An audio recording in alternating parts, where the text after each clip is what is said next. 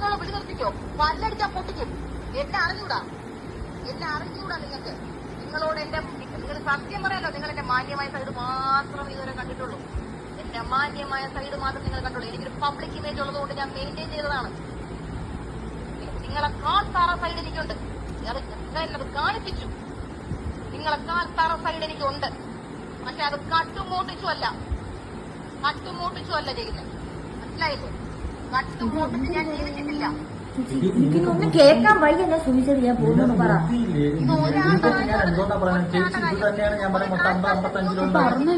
ചെയ്യാന്ന് പറഞ്ഞ നിങ്ങൾ പറയുന്നത് മൊത്തം അല്ലാതെ ഒരു പേയ്മെന്റ് 55 കൊടുത്തെന്ന് പറയുന്നു.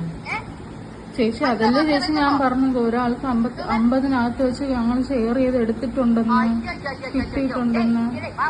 ഇത് മാത്രമുണ്ട് 55,000. അതല്ലാതെ 1000 സ്ക്രീൻഷോട്ട് വേറെ കസ്റ്റമേഴ്സിന് വരാൻ പോകുന്നതേ ഉള്ളൂ. അതും കൂടെ വന്ന് കണക്ട് ചെയ്തിട്ടേ ഞാൻ ഈ വീട്ടിൽ നിന്ന് വട്ടിയൂർക്കാവ് സ്റ്റേഷനിലോട്ട് പോകുന്നുള്ളൂ. അതിന് മുന്നേ നിങ്ങൾ ചാവയോ നിങ്ങൾ മുമ്പയോ നിങ്ങൾ എന്താന്ന് വെച്ചാൽ എനിക്കറിയണ്ട. നിങ്ങളുടെ 3 പേരുടെ ജീവനോട് നിങ്ങൾ ഉണ്ടെങ്കിൽ കൊലയ്ക്കാൻ ഞാൻ റെഡിയാണ്. ഞാൻ ഗർഭിണി. എന്റെ കോപ്പ് കുറച്ചൊക്കെ തീർന്നു. അതിന്ന് ഉച്ചവരെ. മനസ്സിലായില്ലേ? ഇന്ന് ഉച്ചവരെ ഉള്ളൂ എനിക്കത്. എനിക്ക് എന്ത് ചെയ്യാൻ പറ്റുന്നുള്ളത് ഞാൻ കാണിച്ചു തരും. നിങ്ങൾ എന്നെ പറ്റിച്ചില്ലേ? അണ്ടർഗ്രൗണ്ട് കൂടെ നിങ്ങൾ എന്നെ പറ്റിച്ചില്ലേ?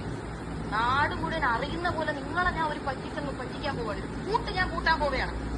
മനസ്സിലായില്ലേ? മൊത്തം കുടുംബം ഇറങ്ങിയിരുന്നോ? മണ്ണെണ്ണ എടുത്ത് ഒഴിച്ചോണ്ടിരുന്നോ? മനസ്സിലായില്ലേ? വളരെ മോശപ്പെട്ട ഒരാളുമായിട്ടാണ് നിങ്ങൾ ഇറങ്ങി തിരിഞ്ഞിരിക്കുന്നത് കളിക്കാൻ. വളരെ മോശപ്പെട്ട ആളായിട്ടാണ് നിങ്ങൾ ഇറങ്ങി. മനസ്സിലായില്ലേ? ഒരു പെണ്ണാണ് ഞാനൊന്നും പറഞ്ഞിട്ട് നിങ്ങൾ എന്നെ മഴ തിരിഞ്ഞിക്കൊണ്ടിരിക്കുകയായിരുന്നു ഞാൻ. കേട്ടാ ചേച്ചി സോറി. ചേച്ചി സോറി.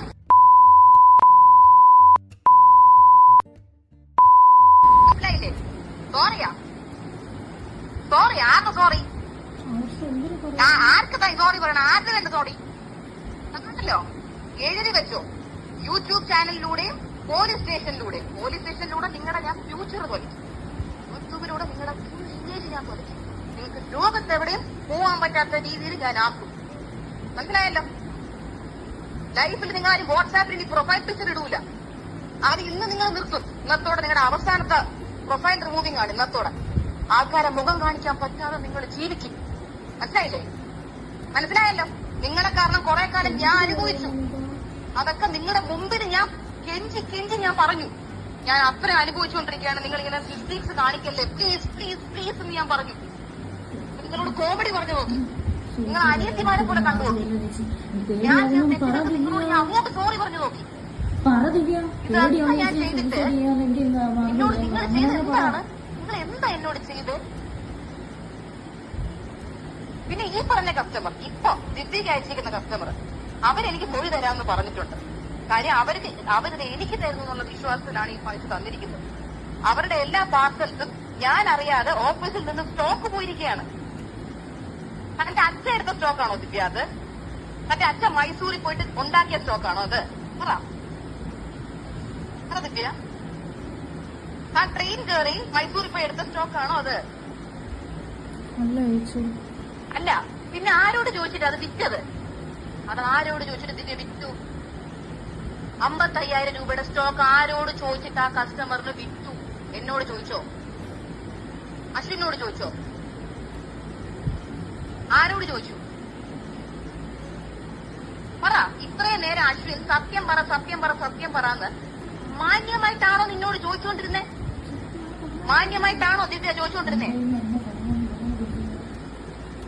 തന്റെ വായിക്കാത്ത ചേച്ചി അതല്ലേ ചേച്ചി പറഞ്ഞത് 50-നകത്ത് ഒരാൾ വെച്ച് എടുത്തിട്ടുണ്ടെന്ന്. 50ന്റെ നേരിട്ടുണ്ടായിരുന്നെങ്കിലുണ്ടല്ലോ ചെപ്പാടിക്ക പൊട്ടിക്കാൻ 50ന്റെ അകത്ത് നീ ഇനി 50-നകത്തുനിന്ന് പറഞ്ഞ വിവരം അറിയും. പൊന്നാര മോളെ, നീ വിവരം അറിയും. മനസ്സിലായില്ലേ? നീ ഉണ്ടല്ലോ ഈ കോളൊക്കെ നീ റെക്കോർഡ് ചെയ്യോ എന്ത് കുന്തം ചെയ്ത് നീ പുറത്തു വിട്ടാൽ എനിക്ക് പ്രശ്നമല്ല. മനസ്സിലായില്ലേ? കാര്യം ഈ കേസിലുണ്ടല്ലോ എന്റെ സൈഡിൽ ഫുള്ള് തെളിവാ. മനസ്സിലായില്ലേ? മൊത്തം തെളിവ് എന്റെ കയ്യിൽ ഇരിക്കുകയാണ്. പിന്നെ പ്രഗ്നന്റ് ആയിട്ടുള്ള ഒരാളെ മാനസികമായി നിങ്ങൾ പീഡിപ്പിച്ചു. ഞാൻ അതിനും നിങ്ങളുടെ പേര് കേസ് കൊടുക്കുന്നുണ്ട്. എന്നെ എന്റെ കൊച്ചിനെ അത് അഫക്ട് ചെയ്യുന്നുണ്ട്. ഞാൻ ഹോസ്പിറ്റലൈസ്ഡ് ആയിരുന്നു നിങ്ങളെ കാരണം. ട്രിപ്പ് എടുത്ത് കിടക്കുമായിരുന്നു നിങ്ങളെ കാരണം. മനസ്സിലായില്ലേ? ഞാൻ എല്ലാത്തിനും നിങ്ങളെ കൊണ്ട് ദിവ്യ ഈ ഇത്ര നേരം നമ്മൾ ചോദിച്ചിട്ടും ഇതിലൊരൊറ്റ സ്ക്രീൻഷോട്ട് നീ എനിക്ക് അയച്ചെന്നില്ലോടി. എന്നിട്ട് എന്താ നീ പറഞ്ഞ പങ്കിട്ടിരുന്നാ ഒരൊറ്റ അടി വെച്ചില്ല പങ്കിട്ടെന്നങ്ങ് നീ പറഞ്ഞ കേട്ടല്ലോ. നീ ഒരടിക്കുള്ളതേ നീ ഉള്ളൂ കേട്ടല്ലോ. ഒരൊറ്റ അടിക്കുള്ളതേ നീ ഉള്ളൂ. അതിന് ഞാൻ വിചാരിച്ചാൽ മതി, വേറെ ആരും വിചാരിക്കണ്ട. പോലീസൊന്നും ഞാൻ ഒരൊറ്റ അടിക്കുള്ളതേ നീ ഉള്ളൂ. മനസ്സിലായല്ലോ? മനസ്സിലായോ ഇല്ലയോ ദിവ്യക്ക്? മനസ്സിലായി ചേച്ചി. ആ നീ നാളെ പോലീസ് സ്റ്റേഷനിൽ വാ.